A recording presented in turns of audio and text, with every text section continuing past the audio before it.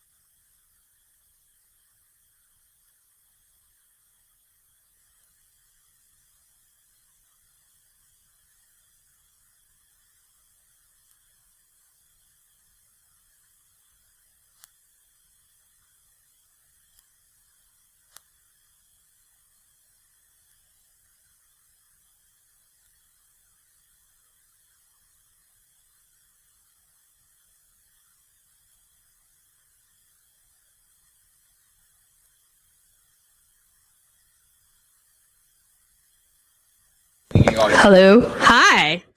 Oh, I gotta tone it down. All right, so like I said, Molody, ransomware. That's what we're doing here today. So we're gonna go through a whole bunch of topics that are pretty important, and I'm just gonna kick it off really fast. So the intro, what is ransomware? Heard that outside. Ransomware is essentially a really nasty type of malware that likes to disrupt your access to a computer, usually through encrypting some type of file. And it says, hey, pay us a ransom to get your files back or to get access back to your system. So every type and strain is completely different, uses different types of encryption, thus different solutions. Constantly changing, so as you come up with a solution, you have to go back and find a new one. Varies in level of sophistication, intrusiveness, persistence. Some are just stupid lock screens. You could go from anything to that to totally completely owning your system. And attacks basically center on either just blocking access to your computer or a device, or encrypting data and holding your files hostage. Most forms start off as any form of malware really does, with some type of phishing link or some type of email-based scheme. Brain. So the first type of ransomware was written in 1989. It asked for $189. It was called the AIDS Trojan. It didn't actually do anything. It just encrypted the names of files and moved them around on the system so people thought that their files were gone. But today's ransomware is a lot more sophisticated. It's a lot more lucrative. So in 2016, They expect that the number of variants expanded by somewhere between 11 and 30 times. It's literally a booming industry right now. An average ransom was about $679 per machine. And for corporations, it can be as high as $60,000 in terms of what they're paying to get their data back. There were approximately 638 million ransomware attacks in 2016. So every 10 seconds, a consumer was hit, and every 40 seconds, a business was hit. So when we talk about the amount of cases that you're starting to see in the landscape, it's becoming really increasingly common. Ransomware payouts likely topped approximately $1 billion last year. As I said, we have a plan, overview, we're going to get through it. So some of the fun ones that were in the news over the last few months, there was the DC police surveillance one. It basically locked out 123 of 187 of their closed-circuit TV camera DVRs, so they weren't able to record data for approximately 3 days. They actually didn't have to pay in this instance, and they were able to restore everything using their own resources. So this one actually had a pretty good outcome. Smart TVs are finally starting to get hit. This makes me feel justified in why I don't want to buy a smart TV. They asked for $500 to unlock it. It also says it's like the FBI. That's one of my favorite things. Repairs are about $340. So at some point, buying a new TV might actually be less costly than trying to fix this yourself. It came through some type of sketchy third-party application to watch movies, most likely pirated movies. So be careful out there. Consumers have a difficult time dealing with these because a lot of manufacturers make the reset of a TV very difficult for a consumer, so they try to get you into that shop so you'll pay that extra fee. So in this case, sometimes it's a little hard to fix these devices because it's proprietary knowledge. But the great news is most people don't store a ton of data on their TV, so it's not like they're really going to be missing something that's crucial. Come on. This was one of my favorites. There was a hotel in Austria where no guests could get back into their hotel room. They had actually taken over the system that did all the key cards, and they locked them out so that they couldn't actually create new keys. They had to pay approximately $1,800. That was the market price of the 2 Bitcoins to get people back into their hotel rooms. Now, Jared gets to talk about mobile stuff. Hey everybody, I'm Jared. I was actually a Bloomsburg University student like many of you sitting here, and I'm here to show you that there is light at the end of the tunnel. So I'm going to talk a little bit about some mobile device ransomware here. So in regards to iOS ransomware, sometimes you'll get this screen. You'll say this device is locked, pay me this money, and send me some sort of communication to this email address. So in regards to this, the good news is your iPhone is not hacked, but your iCloud is. So someone went into your iCloud account, went on Find My iPhone, and said, make this the lock screen.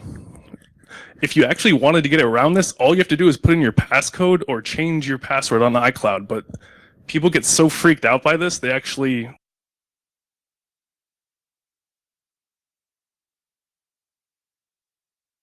communicate with these people, send them the money, and they reset it but still have access to their iCloud. So it's really just a huge scare tactic. But at this point, there's no known iOS ransomware on non-jailbroken iPhones. Android's a different story. So new ransomware reaches Google Play Store. So this happened back in January with this Energy Rescue app. Basically, this application steals users' text messages and contacts lists and then locks the phone. This one is huge because it was the first ransomware that ever reached the Google Play Store. It was able to bypass security by having encrypted code, and it routinely checked if the app was being run in an Android emulator. So if someone like Google was testing it in an emulator, it halted everything and was able to hide itself.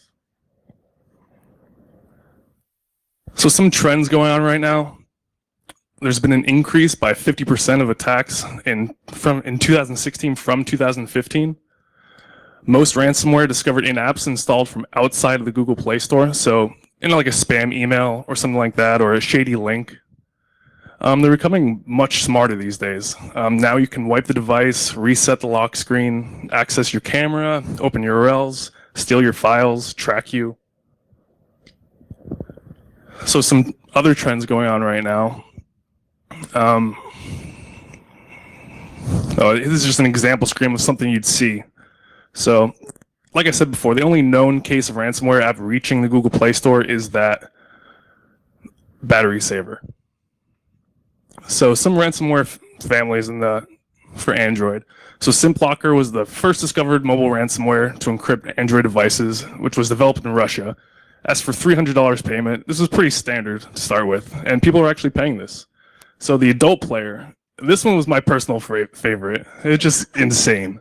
So it's an adult video player, I'll put that in quotes, and it actually worked at first. You're able to watch your videos, and it would actually take pictures of you while you're watching these in the app.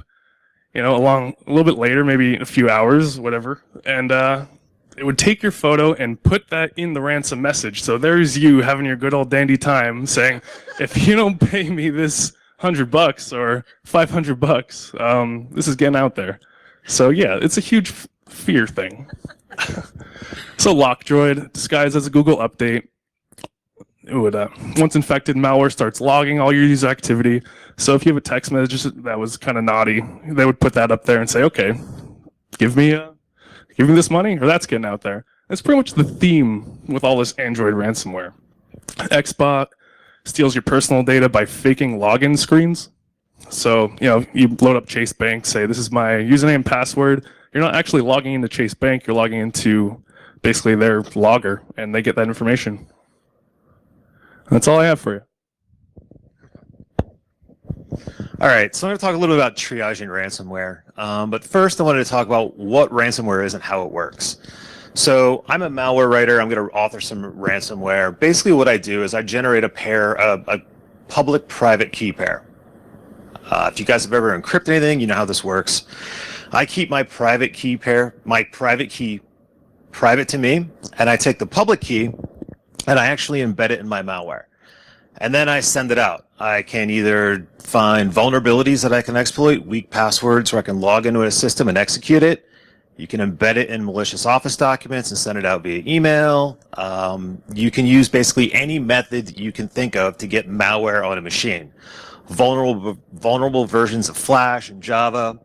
All of those have been known to drop a ransomware file on a machine. Once it actually runs on your machine, your computer will generate a private key pair, just a private key. It can use things like CPU ID, MAC address, IP address, some sort of unique identifier that's unique to your hardware. Oftentimes, it'll just randomly generate one. Typically, they use the Microsoft Crypto API. They don't have to actually put a ton of extra code in there. And then it will start crawling through your machine and encrypting all your files. Your private key that you generated is what is required to unlock all of your files when they get encrypted. That private key is then actually re-encrypted with a public key that's embedded in there, meaning the only way to get that is through the private key that I still hold. So you pay me money, I get your symmetric key that you generated, I use my private key, I unencrypt it, and then you then have the passphrase or the equivalent key that will go through and decrypt your files. This is typically when you start to have a bad day.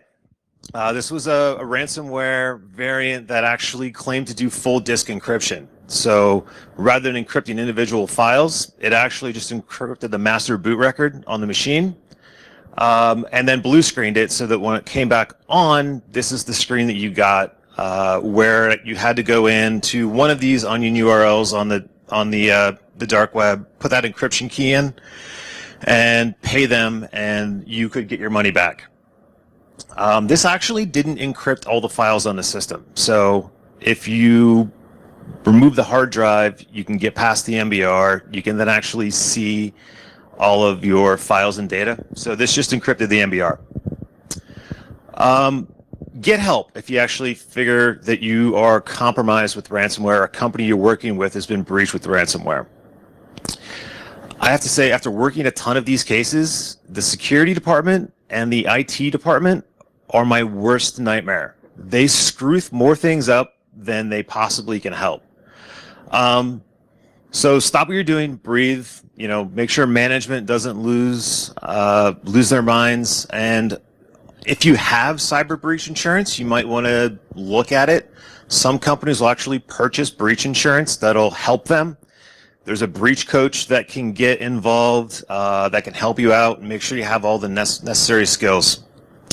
Also, figure out what kind of industry you're working in. If you're in healthcare, if you get hit with ransomware, that could cause you to do a data breach disclosure notification where you have to send out those nasty letters.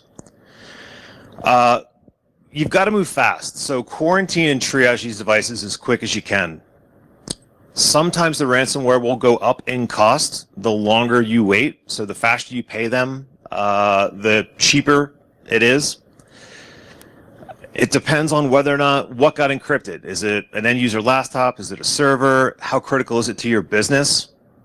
A lot of the insurance claims can be based off of loss of business, so business interruption claim. And that's why they're actually paying a lot of the ransomware. Quarantine the devices. Make sure that they're not still on the network. Most of the ransomware out there now won't just encrypt your local machine. It also tries to use your credentials or escalate privileges and crawl the network.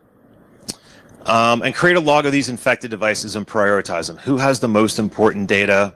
Which ones would you want to decrypt faster? You've got backups, right? Most businesses are like, yes, we back up everything. We have backups. Awesome. If their stuff is backed up, there's no ransom to pay. Restore your backup, patch, move on. Oftentimes, backups will get encrypted. I've got this last one on there where they had near-time snapshots and replication. This is popular for businesses now where they've got two offices and one office will mirror another office. So if a server gets hit with ransomware, basically all it does is say, okay, great, I'm going to take all the files that are my backup on this other office and it replicates them down and it encrypts all of their backups and snapshots in real time. If you don't have any backups, your data's encrypted, it's important, you're probably going to have to pay the ransomware. But there's the first things you need to sort of figure out to do. Figure out what kind of ransomware you have, and is it actually a ransomware? There's a lot of ransomware out there that was just a lock screen, just becomes annoying, just prevents sort of an end user from getting access to their desktop or getting access to certain files. Some of the ransomware only just XORed data, basically just bit shifted it that you can get past and just get your data back. Some of the ransomware is actually crap where they actually do embed the private key in there. So if you go through the malware and reverse it, you can pull the key back out and decrypt your files. Doing encryption properly is hard, so the malware writers don't get it right all the time. Figuring out what kind of ransomware you have. The screen, whatever ransom screen that gets popped up will be a clue. Sometimes there are email addresses that are listed. Files will get renamed or appended with the email addresses. The Bitcoin wallet that they're asking you to pay money to can help you identify this. Doing internet research and figuring out what kind of ransomware you have will help. Talk about the initial triage. What are your files encrypted? Strain of ransomware. How many machines do you have and how much data? If no solution can be found, you can always try to get your data back through forensic means. Most of this ransomware now, in fact, all of it that I've seen, will go through and delete your volume shadow copies. If you're doing forensics, you know that volume shadow copies are those snapshots and or previous versions of files. So the initial sort of first round of ransomware that came out, everybody's like, well, I can just right-click on this file, say show previous version, get that file version back, and I'm good. These will go through and delete all your shadow copies. The thing to note is that it doesn't actually do any sort of secure delete or overwrite. So even though they run this command and delete all your volume shadow copies, they're still there. You can still recover them, and you can still parse them to get some data back sometimes. And then, good old data recovery. This is all the stuff that you're probably learning in class and you've done for typical data recovery. You can file carve. You can go through and look for different types of files. Not all the data gets encrypted. Usually certain file extensions that it goes after. Quarantine your devices, but do not start running antivirus on them and getting rid of it. Sometimes the malware itself, the ransomware that gets put in your system, actually has the code in it to decrypt and unlock the files. If the antivirus goes through and starts finding the malware and deleting it, you don't have that malware around anymore, so you can actually decrypt your data.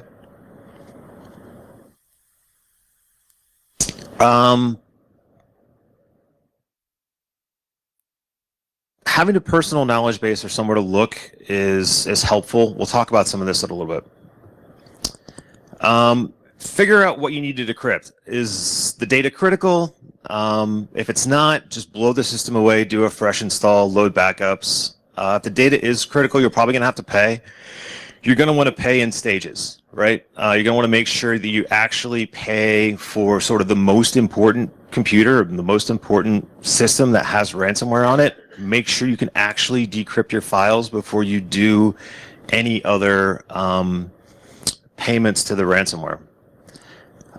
If you get a key, use it to decrypt your devices. Save it. Again, lots of malware authors will screw up the encryption. And if I have a key, even though I've only paid for one host, it might work across every single host.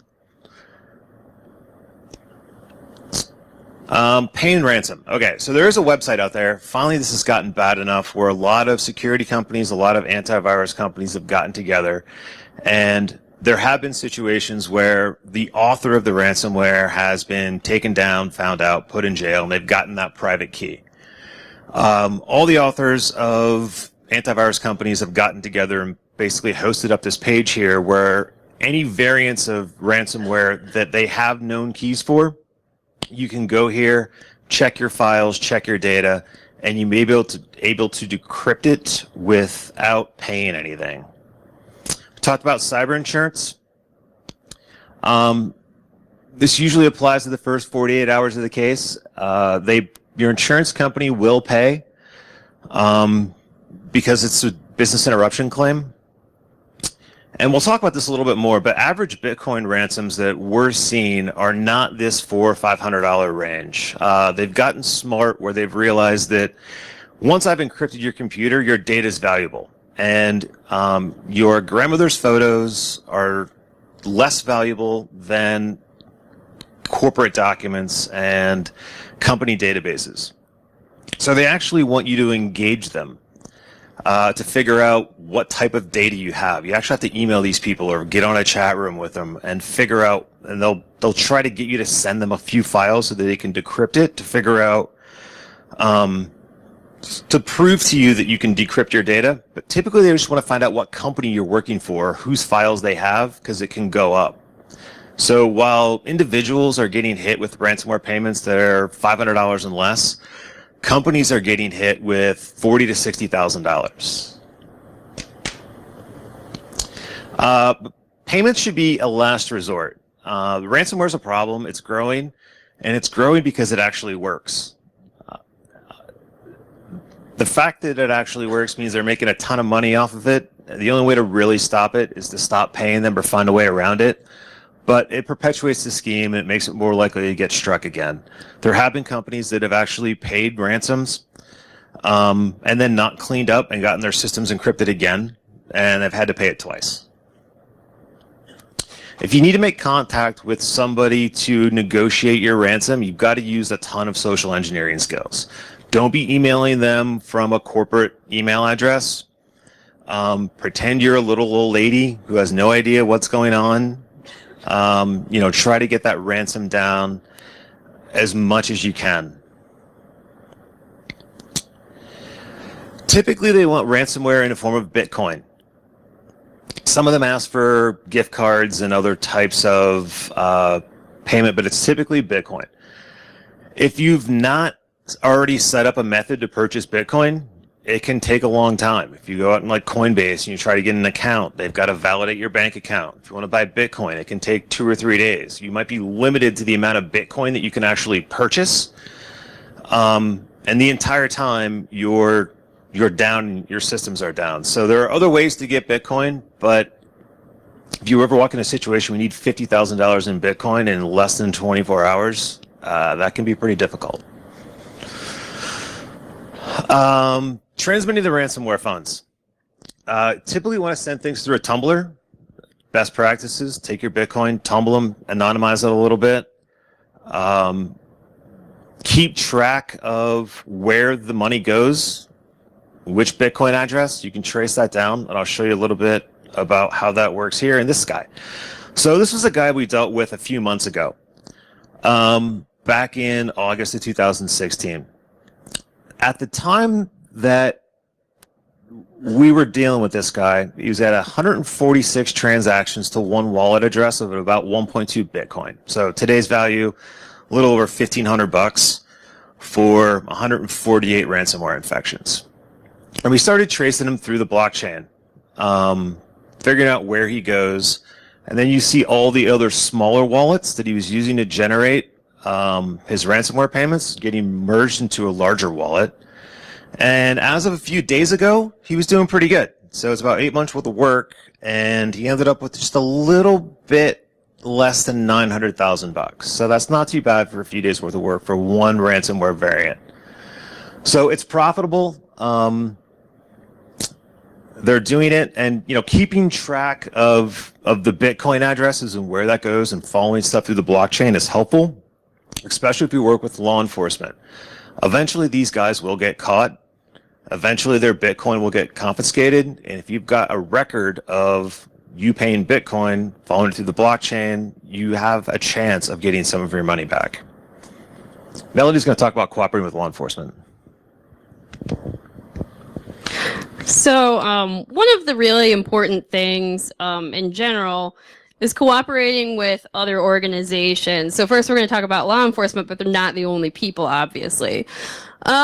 So information sharing with law enforcement agencies is extremely important for any type of case, especially anyone involving some type of financial items. Incidents are underreported, so that makes investigations really difficult. The FBI, they put out this little report every year about sort of the state of cybersecurity, and I think it was somewhere between 30 and 40% is what they're estimating is being reported. A lot of people aren't reporting because they don't want to send out those data breach notices that Chad was talking about. So they try to keep it in-house and they try to hide it, but that actually only helps perpetuate the problem. It's best to conduct your own investigation and give them as much information as humanly possible. There have been some instances where actually trying to bring law enforcement in to help with the investigation has made the investigation take much longer. It's made a whole bunch of the devices turn into toast before you're able to actually get your data back. So this is something that is definitely sort of recommended. And as Chad said, if these guys are actually caught, because you've actually given all of this information to law enforcement, they might actually be able to give you some of your assets back. The FBI actually has a list of what to submit. So if you go to the Internet Crime Complaint Center, literally they ask for everything. What type of variant was it? Where'd you send the money? What happened? Give us all of your data. But also share this information with the security community. There are a lot of researchers out there who work with one another to come up with methods for unlocking it, with new ways to try to stop schemes. They build new little tools that you can install on computers. All of these things are really helpful, and without you sharing this information with somebody else, nobody's going to be able to fix the problem. All right, so preventing some of these infections and looking for data, Ross. Ransomware is profitable. That's why we see so much of it. Your data is literally held at ransom. It's information that you need, and you're willing to pay to get it back. It's not going to go away. The Internet of Things is making this even better. TVs, cameras, all that other weird peripheral stuff that you can't patch and manage, that's going to start getting taken over. I can see this coming up in the winter where your Nest thermostat gets stuck at 55 degrees on like the coldest day ever, and they're like, give me $100, I'll turn your heat back on. So this is coming. Your antivirus sucks. I've actually not worked a ransomware case where we've had an infection.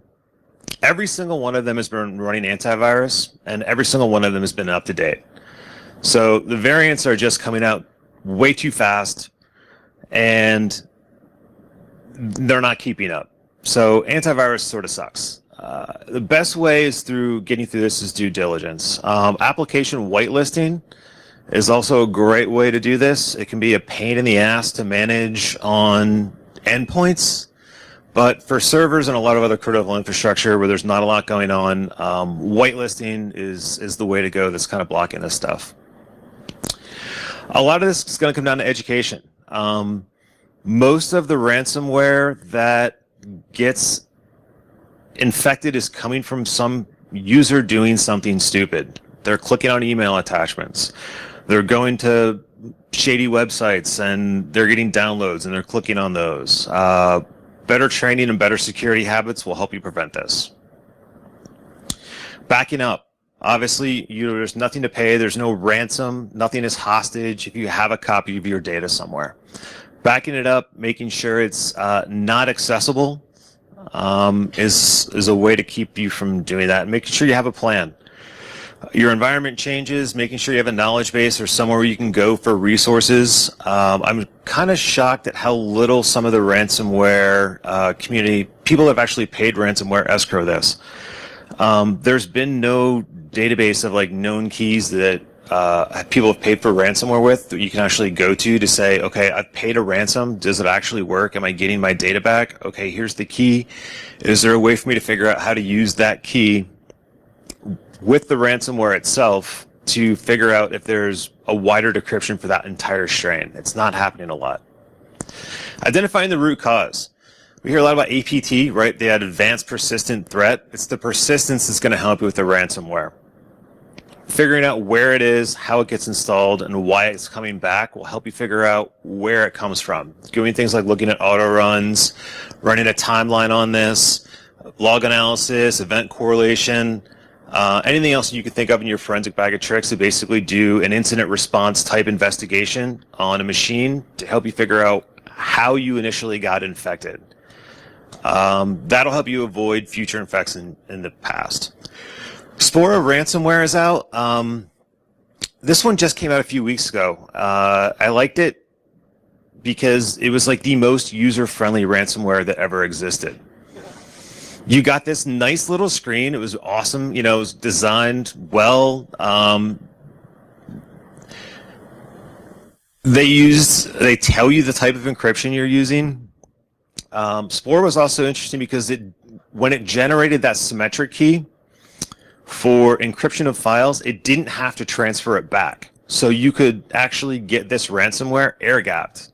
And the private key did not need to go back to the attackers for you to figure out how to do it. They actually gave you the private key here that was encrypted.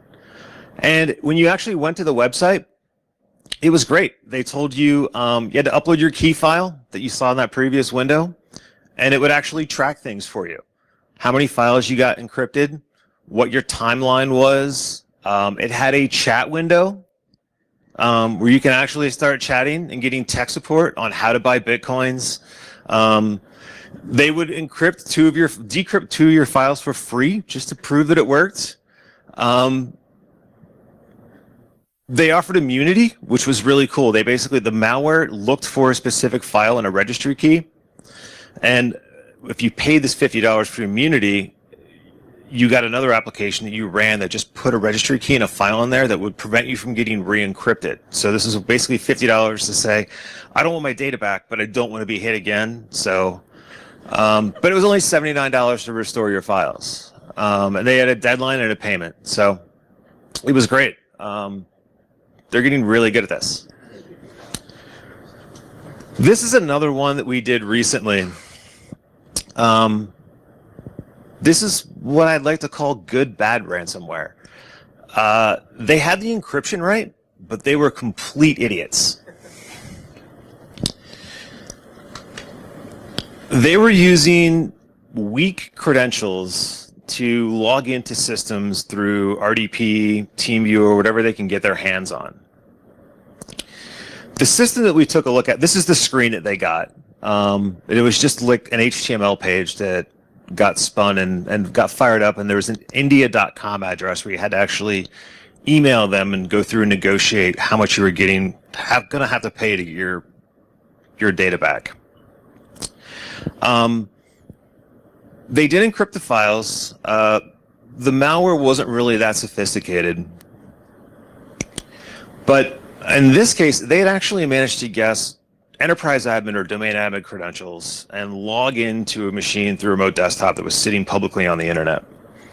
They had no clue what they were doing. They were in and out in 7 minutes, and they did not realize they had like domain admin credentials. Otherwise, they could have infected everything. They basically logged in, opened up a web browser, typed in a short URL, downloaded a file, double-clicked it, and logged off. And that was it.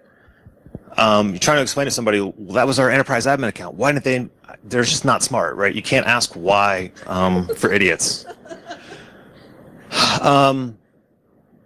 We had this machine about, I don't know, 6 or 7 hours after it initially got infected. We did work with them. We were able to restore some backups. Again, this didn't encrypt a ton of data. The file list that it was going after was pretty bad, and it didn't really apply to this system, so there was no payment. But we thought we'd go through anyway and just kind of communicate with these people from a burner Gmail account and see how much money they were really asking for. Bounced, right? So the only method to communicate with these people was email addresses, and it was already blocked and bounced. So 12 hours later, there was no way to actually communicate with anybody. If you did want your data back, it wasn't going to happen. Shameless plug, we're hiring, come steering this vendor area. And I think that's it. Do you have any questions? Come on, there's always a question.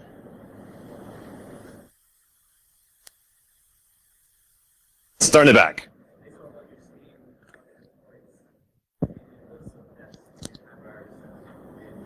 None of them. No, I've seen infections with pretty much every antivirus vendor. I had a Mac that had Cylance on it that didn't catch anything. I can't speak to Cylance for Windows, but I don't know. Carbon Black and a lot of those other ones are doing application whitelisting, so they're doing a lot better. They're not typical signature-based AV. Have you ever seen?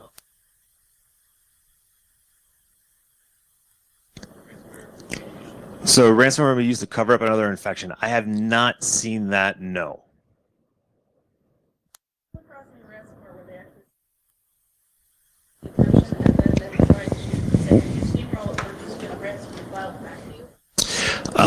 So there has been ransomware out there that's done exfiltration, where it actually will take your data and move it off, and they'll sort of threaten to disclose it if you don't pay. It is an industry-specific problem, and that's a situation where, regardless of what happens, you're going to need to do a data disclosure. You're basically just going to have to assume that you've been completely hacked and your data's been exfiltrated at that point in time. 60 grand was the most we had to pay for a client. And getting no, that was a network. We got in on late on that one. We probably could have there could have been a better job done in the negotiation phase. But it was 60 grand.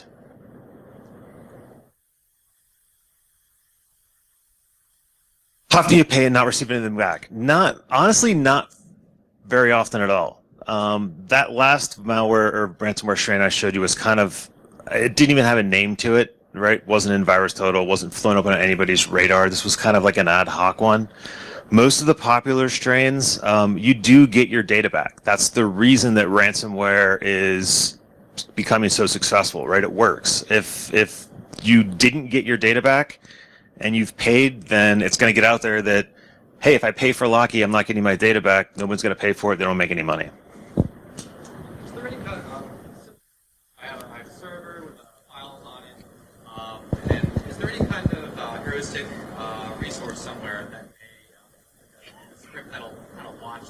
activity on my server. Everything is getting renamed suddenly. Something that's recommended by the industry at this point that stop it before it happens. So something you could put on your systems to basically start to look for like activity of ransomware where like large amounts of files are being, that's going to be your antivirus, and it's just not, it's not working out that well.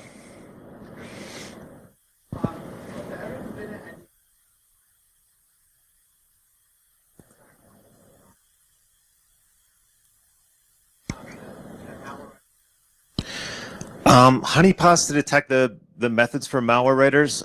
We do use these. So every time we get a piece of ransomware, we'll sandbox it and figure out what it does. Oftentimes it'll try to offload either files or at least your private symmetric key that's used for encryption. It'll try to throw that back over so you can find that in a packet capture at some time. The URLs where it's shoving some of that data off to can be helpful. Sometimes the initial malware is just like it's a dropper. So it could be a Word doc with a macro in it, or something that's fairly benign that will actually go out to the internet and then download something else and execute it. So figuring out where that stuff comes from will help out. But a global sort of honeypot, I don't know of any that are out there. A lot of companies will run their own, but go ahead.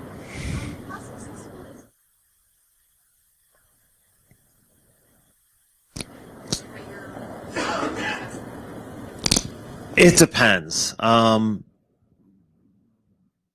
lot of the ransomware is deleting the volume shadow copies, but it's not securely deleting them, so you can still pull those back off and get prior versions. Depending on your system, you may not have one for a week. Servers typically don't run volume shadow copy services that create snapshots, so you're not going to get that on a server. And it depends on the type of file. We have been able to sort of go through and do data carving and find previous versions or temp copies of certain documents.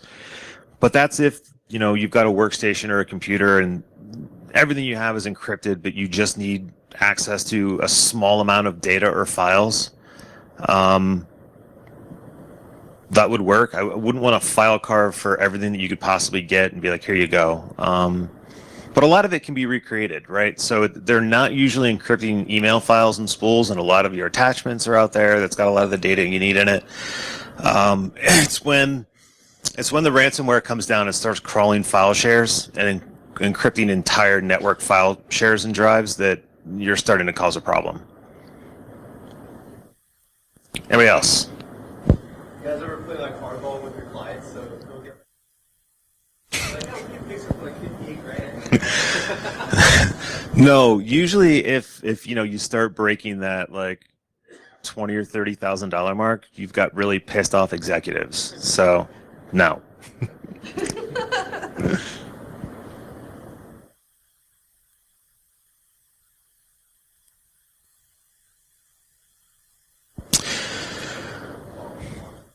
What was the other cryptocurrency? Monero?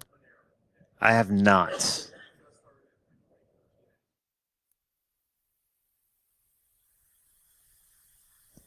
I have not seen ransomware in Monero. So typically been Bitcoin, some Ethereum. Yeah. And other times like Western Union. So. Yeah. Anybody else? No? All right. If you have any other questions, feel free to stop by and chat with us at the booth or find us running around for the next 2 days.